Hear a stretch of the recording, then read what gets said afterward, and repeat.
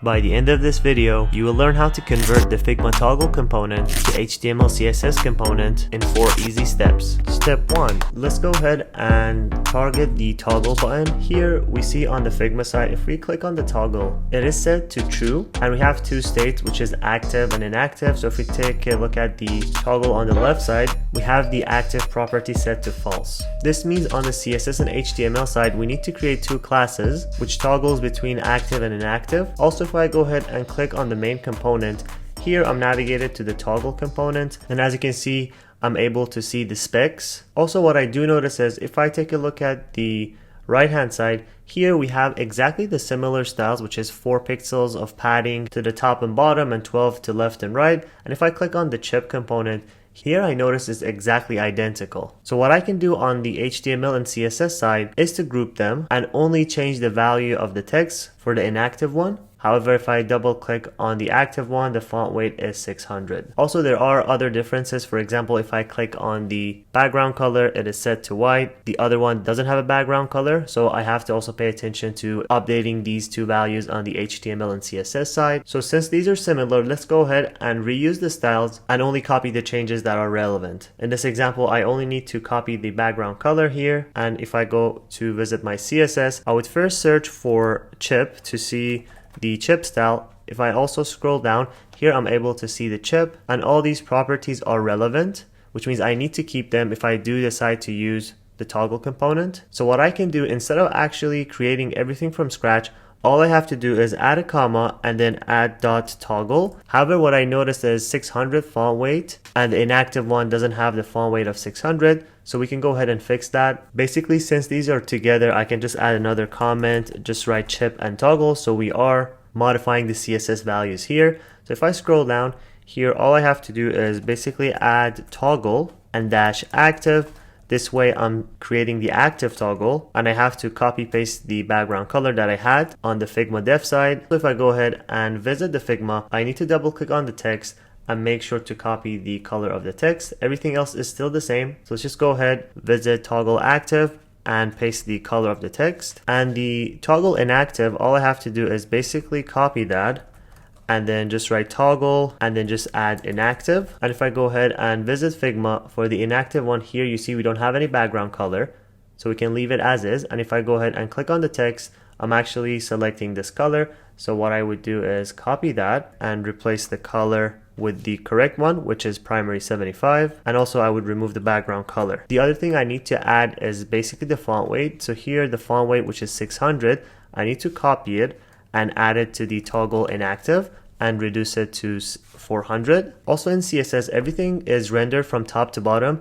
Even though we have this 600, it will be overwritten by this value, which is toggle inactive 400. However, you don't want to have to deal with CSS overrides. So the better practice is to group these ones and add 600 to them, which means all I have to do is basically copy the chip blue and add a comma, and then also copy the chip purple as well. So chip purple and blue, and add another comma and copy the toggle active. And then once I copy all of these, I now need to add font weight of 600. So here I would just simply move it down and save it. So this way I'm not overriding the font weight, and font weight of 400 is only applied to toggle inactive, and the font weight of 600 is only applied to these chips, which is purple, blue, and toggle active. And if I go ahead and visit the browser, we see everything is still the same. So what I can do is I can do a test on now with Notion AI, since I created these. So if I go ahead and visit Visual Studio Code, here we have the hero section, so I can expand that, and then here we have Notion with AI. So we can duplicate that 2 times, and here instead of chip,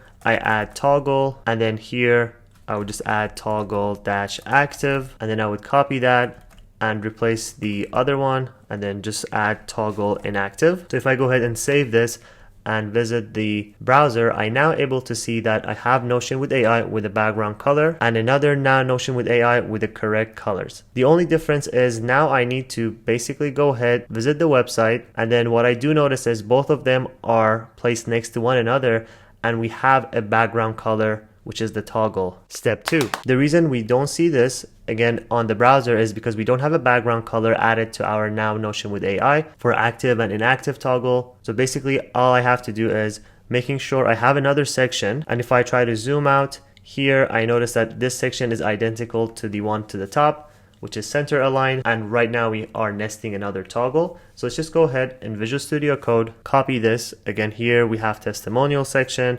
So what we can do is add the pricing toggle section, and in the pricing toggle section we would just cut these two that we just created and replace the divs here in the image. And then what we can do is just write toggle dash pricing for our section name. And if I save this, here you notice that again the now with Notion AI is added in another section which is next to one another. However, they are not center aligned, so we can exactly repeat the same process for testimonial. Here we search for testimonial, so we can group the testimonial. However, if we group them, they would actually apply these values for the toggle pricing. So what we have to do is basically add the toggle pricing curly brace and cut these values, which is flex center and all of that, paste them. And then here what we can do is basically add that here in the comment section, group the testimonial and toggle pricing because we are center aligning everything. However, for the testimonial we have different styles. And now if we go ahead and visit, we see in the browser we have exactly center aligned our toggles. All we have to do is basically update the values, which is pay by month.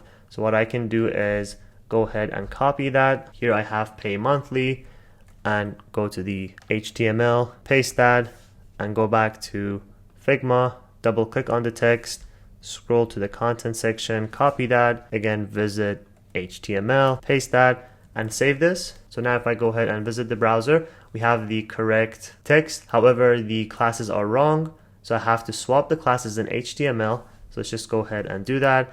The pay monthly is inactive and pay yearly by 20% is active one. And now if I go back and visit, it is correct. However, what I do notice is save 20% is blue, step 3. So if I go ahead and visit Figma, all I have to do is basically click that, and here on the right side I see save 20% is marked as blue, and go ahead inside HTML and add a span inside the div, 20% inside the span, and then we can go ahead and delete the rest. And what we have to do in CSS is target the toggle pricing and target the toggle active, and then go ahead and make the span blue, which means on the CSS, which is toggle pricing. And if I scroll down here, we open another curly brace. What you can do is you can nest the elements like that to basically target the nested elements in the HTML. Here we have toggle pricing and we have toggle active, and then we have the span. So what you can do is basically give the span a class and then just rename it to, for example, blue highlight, and then you can reuse this class in the CSS. So here you have toggle pricing, and then you add another class which is blue dash highlight, and now I can go ahead and paste this.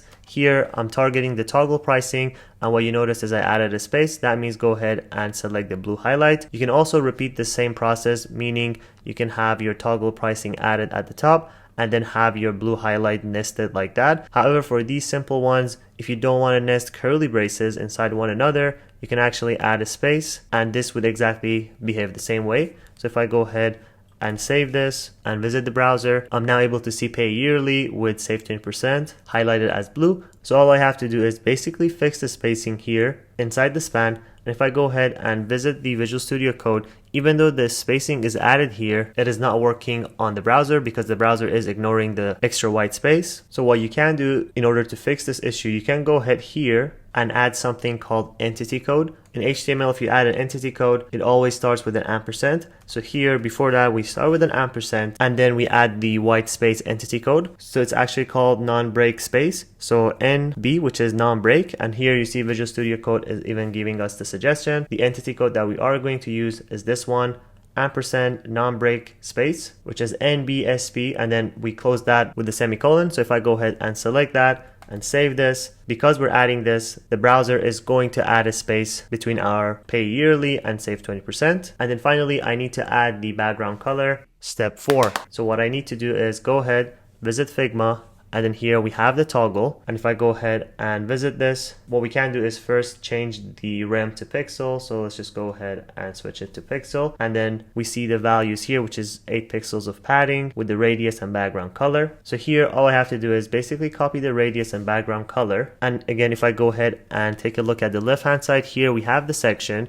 and then we have the toggle, and inside the toggle we have two toggles, which means we have to create another HTML element and, for example, rename it to toggle wrapper. And then once we do that, then we can add the 500 pixels of radius and a background color with 8 pixels of padding. So here what I would do is go ahead in the toggle pricing, create another HTML element, call this toggle dash wrapper, and then add a tab, and then move the pay monthly as well as pay yearly to the top. Save this. If I go ahead and visit this, you see it is working as expected. However, the background color is not showing. So all I have to do is go ahead and add the background color, which is toggle dash wrapper is the class that we selected. Command and V to add the background color and a border radius. And if I go ahead and visit the browser, perfect, we are seeing the background color. However, the white active toggle is basically covering it. So all we have to do is add the padding of 8 pixels that we saw in Figma. So add the padding of 8 pixels,